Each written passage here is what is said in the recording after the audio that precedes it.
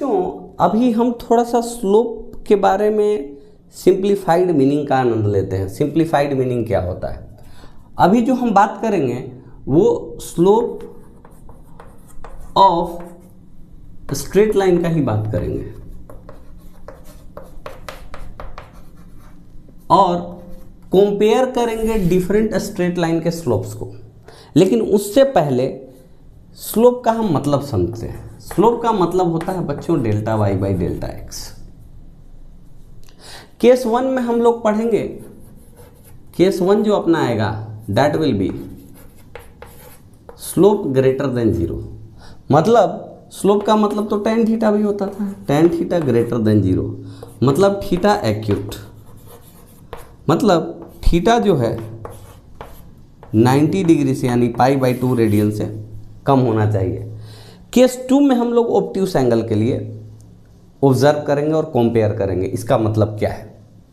तो बच्चों delta Y by delta X ही तो स्लोप है, तो हम कह सकते हैं m is equal to delta Y by delta X अगर है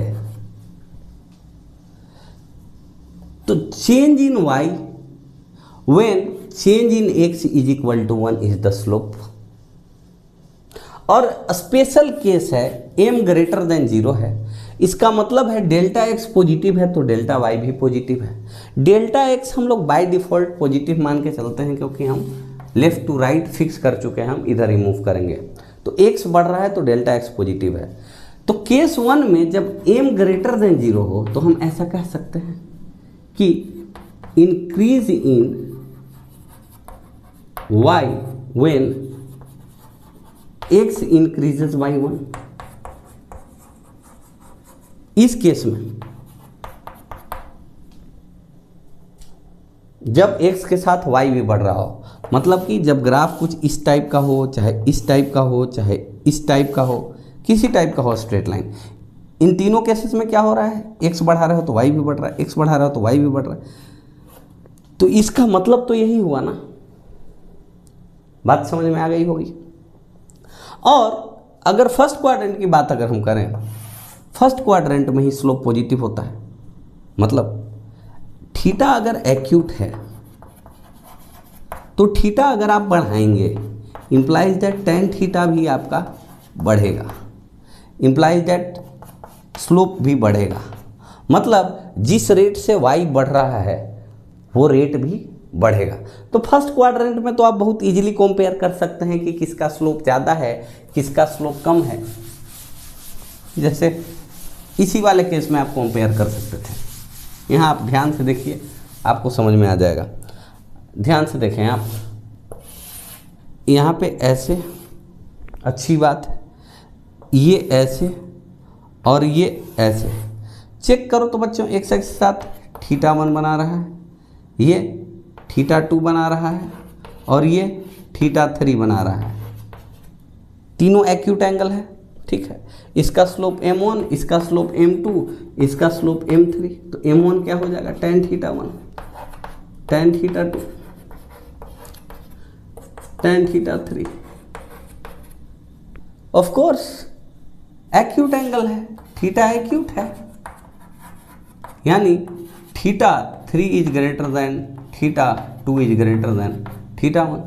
मतलब कि tan θ3 is greater than tan θ2 is greater than tan θ1। इसका मतलब m3 is greater than m2 is greater than m1। मतलब rate of increase in y for this is more than this is more than this. थोड़ा सा और एक अच्छा सा सवाल लेते हैं, लेकिन उससे पहले हम लोग समझेंगे slope of A line segment. कोई बड़ी बात है नहीं, अच्छी बात है, सिंपल बात है, समझ जाएंगे हम लोग।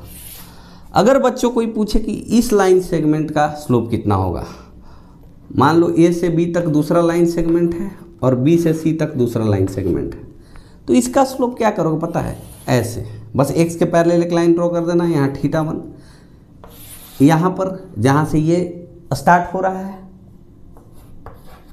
ये लाइन सेगमेंट θ2 जहाँ से ये स्टार्ट हो रहा है, इसका स्लोप अगर m1 है तो ये हो जाएगा tan θ1, इसका स्लोप m2 है तो इसका हो जाएगा tan θ2। ऑफ कोर्स यहाँ पर tan θ2 is greater than tan θ1, क्योंकि θ2 ग्रेटर देन θ1 है। तो यहाँ पे क्या हो रहा है, इसका जो स्लोप था उससे इसका स्लोप क्या है, ज़्यादा है।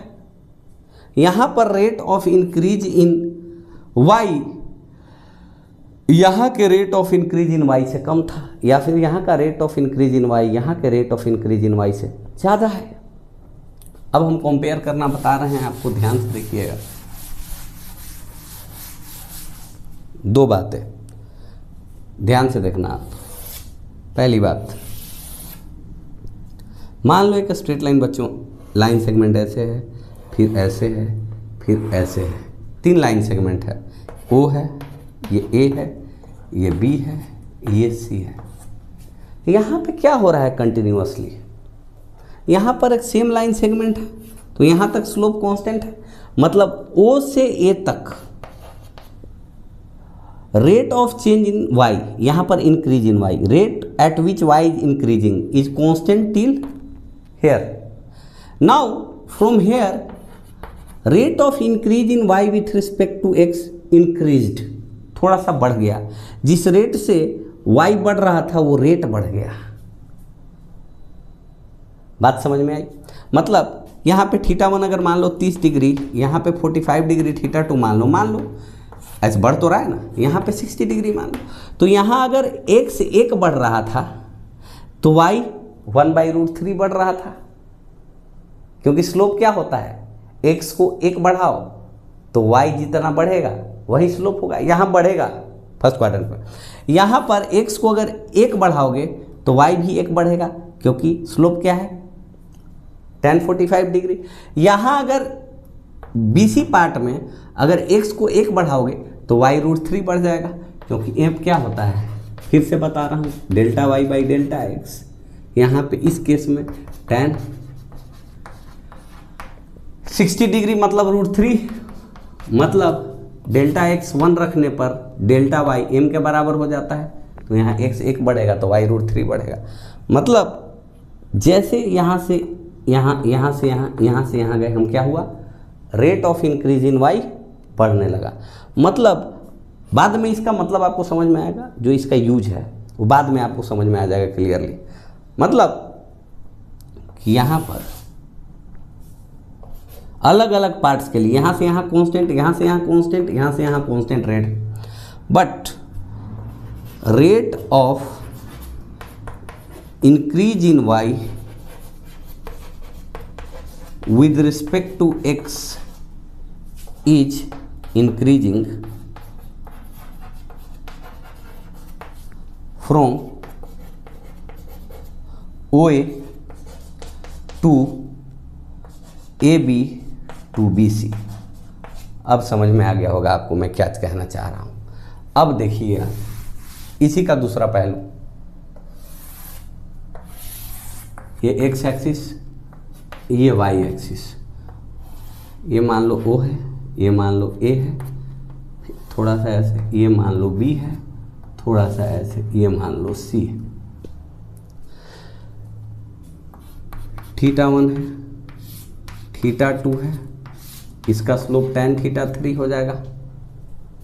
आपको तो ये देख, यहाँ से यहाँ तक स्लोप कांस्टेंट, यहाँ से यहाँ तक कांस्टेंट, यहाँ से यहाँ तक constant.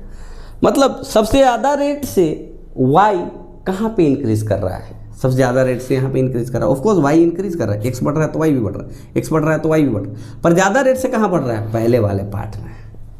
θ1 is greater than θ2 is greater than θ3, मतलब tan θ1 is greater than tan θ2 is greater than tan θ3, यानी m1 is greater than m2 is greater than m3। यानी यहाँ हम लिखेंगे रेट ऑफ इंक्रीज, क्योंकि y इंक्रीज कर रहा है, स्लोप पॉजिटिव है, rate of change in y with respect to x positive है। मैं बार बार इस बात को बोल रहा हूँ, rate of increase in y with respect to x is decreasing, rate of increase decrease कर रहा है, कहाँ से कहाँ तक, from O A to A B to B C. मेरे को लगता है इतनी बातें आपको क्लियर हैं। यहाँ रेट ऑफ इंक्रीज कर रहा है, यहाँ रेट ऑफ इंक्रीज डिक्रीज कर रहा है।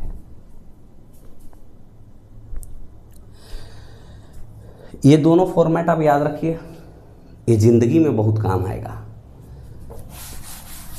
बाद में आपको आसानी होगी। जब आप मोशन इन स्ट्रेट लाइन वगैरह पढ़ना स्टार्ट करेंगे तो वहाँ पे ये जो मैन्युफैक्चर्ड चीज़ें हैं ये बहुत ही काम की चीज़ें हैं। अब मैं केस 2 डिस्कस करने वाला हूँ। केस 2 क्या है भाई साहब, ध्यान से देखिएगा। केस 2 में हम डिस्कस करेंगे m लेस देन 0, मतलब tan थीटा लेस देन 0।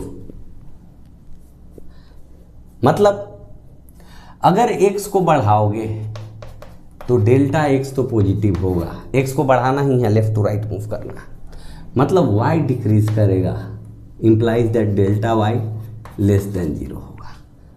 मैं कुछ स्लोप निगेटिव लेके उसका मतलब आपको समझा दे रहा हूँ, ध्यान से देखिए। अगर delta y by delta x -1 है, मतलब m -1 है, मतलब x 1 बढ़ाएंगे तो y 1 घट जाएगा। अगर m का value delta y by delta x का वैल्यू -10 है तो x अगर हम 1 बढ़ाएंगे तो y 10 घट जाएगा। बात समझ में आया? डेल्टा x को 1 रखना है, जो डेल्टा y हो जाएगा वही स्लोप होगा, तो डेल्टा y -10। चेंज -10 कब होगा? चेंज माइनस कब होता है? जब डिक्रीज होता है। -10 डेल्टा y का मतलब y 10 से घट गया है। अब आपको क्लियर हो गया होगा यहाँ पर, कोई दिक्कत वाली बात? यहाँ पर ध्यान से देखिए। मान लो बच्चों कि कोई स्ट्रेट लाइन है और स्ट्रेट लाइन यहाँ पे ऐसे है और ये 135 डिग्री बना रहा है, मतलब tan 135 ही यहाँ क्या है, m है, और यही delta y by delta x है। तो यहाँ पे delta y by delta x कितना आया है बच्चों? -1 आया है। मतलब x को अगर 1 बढ़ाओगे तो y यहाँ पे 1 घट जाएगा। वही अगर स्ट्रेट लाइन कुछ ऐसा होता बच्चों, ध्यान से देखो,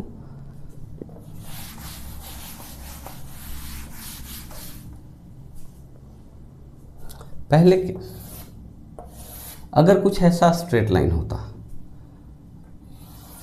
ये 120 डिग्री, तो यहाँ पे स्लोप क्या आ जाता? Delta y by delta x, tan 120 -√3, मतलब x को 1 बढ़ाओगे तो y √3 यूनिट्स घट जाएगा। यहाँ पे आप देखिए, अगर ऐसे होता 150 डिग्री मान के चल रहे हैं, तो यहाँ पर delta y by delta x क्या हो जाता बच्चों? tan 150 डिग्री, मतलब -1/√3। मतलब क्या है कि अगर x को हम 1 बढ़ाएंगे तो y 1/√3 घट जाएगा, है कि नहीं? अब गौर फरमाने वाली बात यहाँ पर ये है कि सेकेंड क्वाड्रेंट में एंगल कहाँ से कहाँ तक वेरी करता है। हम tan थीटा पे एनालिसिस करने वाले हैं सेकेंड क्वाड्रेंट में। सेकेंड क्वाड्रेंट में tan थीटा पे एनालिसिस होगा।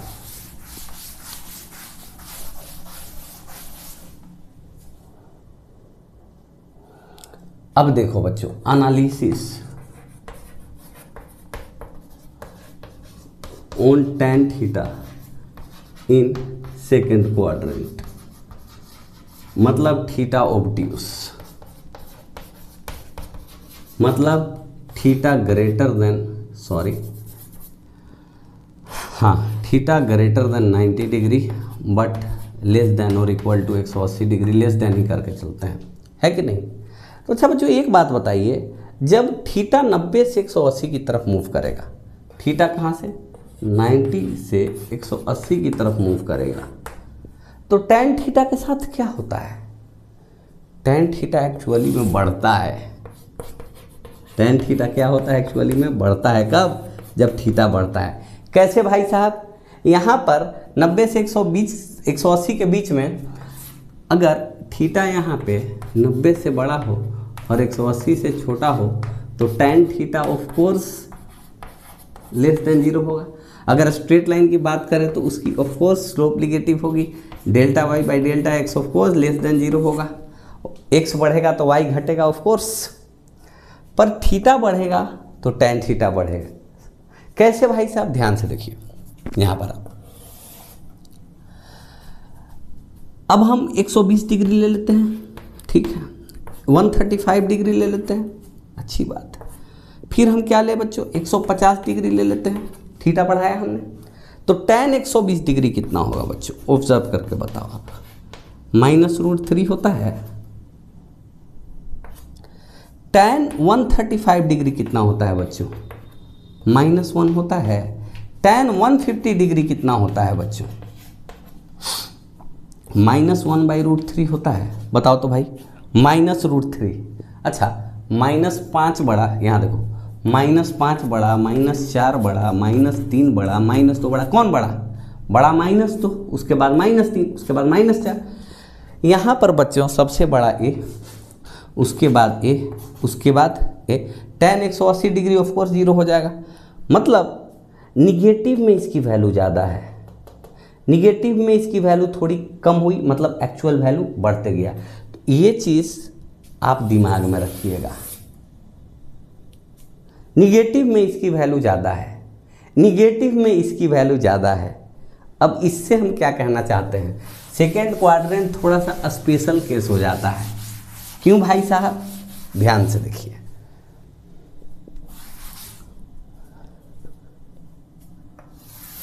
दो स्ट्रेट लाइंस, एक स्ट्रेट लाइन कुछ इस टाइप से, एक स्ट्रेट लाइन कुछ इस टाइप से। ये बना रहा है 120 डिग्री एक से साथ, ये बना रहा है 150 डिग्री, ठीक है, ये 150 डिग्री बना रहा है और ये 120 डिग्री बना रहा है। स्लोप किसका ज़्यादा है, लाइन 1 का या लाइन 2 का?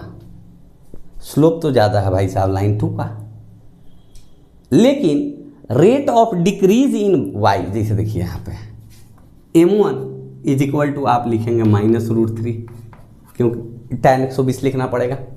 m2 इज इक्वल टू आप क्या लिखेंगे, -1/√3। यानी rate of decrease magnitude wise, यहाँ पे अगर 1 से 1 बढ़ेगा, पहले वाले लाइन में 1 से अगर 1 बढ़ेगा तो y√3 घट जाएगा। यहाँ पर अगर 1 से 1 बढ़ेगा तो y सिर्फ 1/√3 घटेगा। मतलब सेकेंड क्वाड्रेंट में अगर एंगल कम हो तो रेट ऑफ डिक्रीज ज़्यादा होता है। अब यहीं पे देखिए आप, यहीं पे मैं बता रहा हूँ आप, राइट। सेकेंड क्वाड्रेंट की बात फिर से कर लेते हैं। सेकेंड क्वाड्रेंट मतलब अगर थीटा बढ़ेगा तो मोड ऑफ tan थीटा घटेगा, थीटा बढ़ेगा तो मोड ऑफ tan थीटा, तो मोड ऑफ tan थीटा ही तो बता रहा है the amount of rate of decrease. यहां √3 के रेट से घट रहा है, माइनस साइन तो बता रहा है घट रहा है। किस रेट से घट रहा है, √3 के रेट से घट रहा है, 1/√3 के रेट से घट रहा है। तो मतलब जो घटने का रेट है थीटा बढ़ने के साथ वो घट रहा है। अब बात समझ में आ गई होगी। तो सेकेंड क्वाड्रेंट में, अच्छा एक बात बताओ आप, ध्यान से सुनो, ध्यान से सुनो। जैसे देखो बच्चों, यहाँ बताओ, ऐसे ऐसे ऐसे, ज़्यादा रेट से कौन घट रहा है, ये, उसके बाद ज़्यादा रेट से कौन घट रहा है, ये, सबसे कम रेट से कौन घट रहा है, ये। बट स्लोप सबसे ज़्यादा किसकी हो जाएगी, इसकी। स्लोप एक्सटेंड करके देखो, या फिर यहाँ पे ये एंगल ले, या फिर एक्सटेंड करके इसको देखो यहाँ पे। अब बातें समझ में आ गई होंगी आपको, मेरे को लग रहा है। तो सेकेंड क्वाड्रेंट में बच्चों सेकेंड क्वाड्रेंट में फिर से मैं बात कर रहा हूँ, सेकेंड क्वाड्रेंट, इसको आप नोट कर लें, मैं बहुत डिटेल में आपको बता चुका हूँ। थीटा इंक्रीज करेगा, implies that tan theta increase करेगा।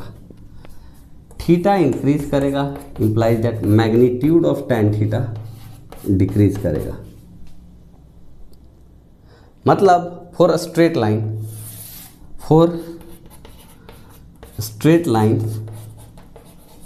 और लाइन सेगमेंट्स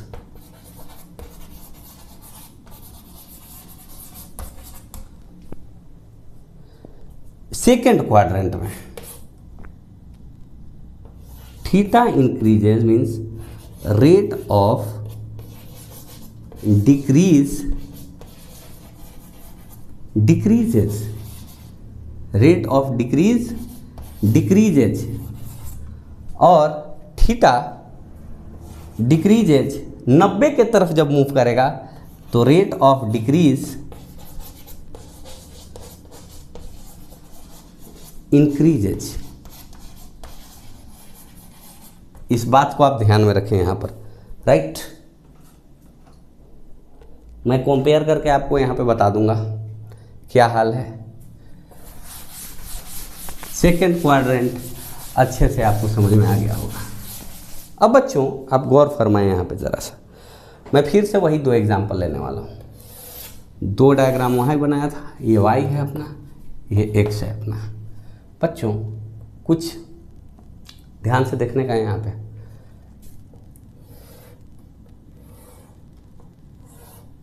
ये a, ये b, ये c, ये d।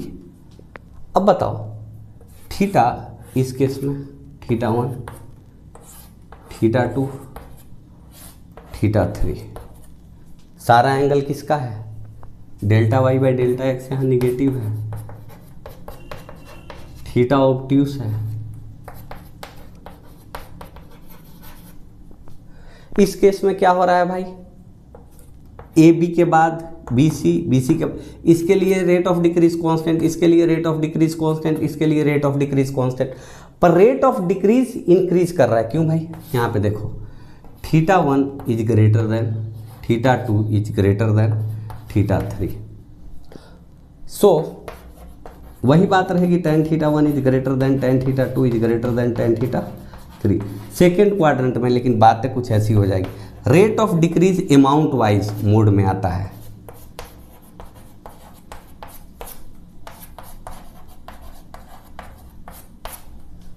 क्लियर हो गया? मतलब रेट ऑफ डिक्रीज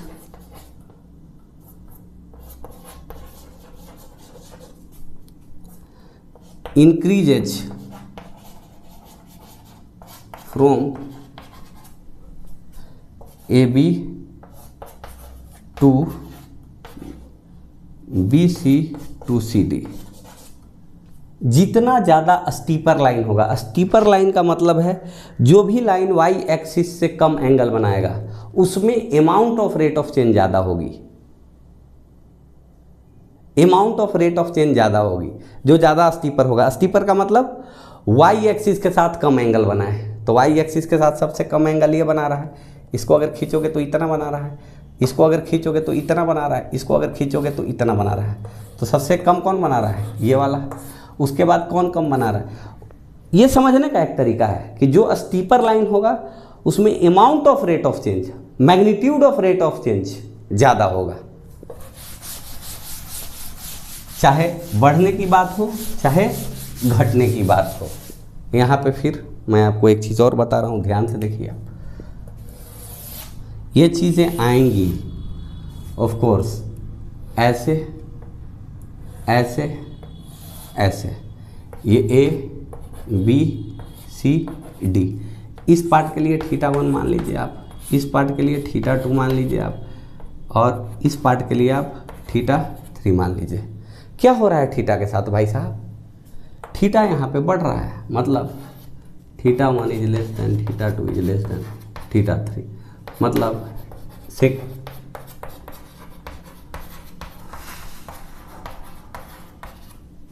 लेकिन सेकेंड क्वाड्रेंट में है, इसीलिए tan theta 1 is magnitude wise greater than, तो मोड ऑफ tan थीटा ही रेट ऑफ डिक्रीज दे देगा यहाँ पे।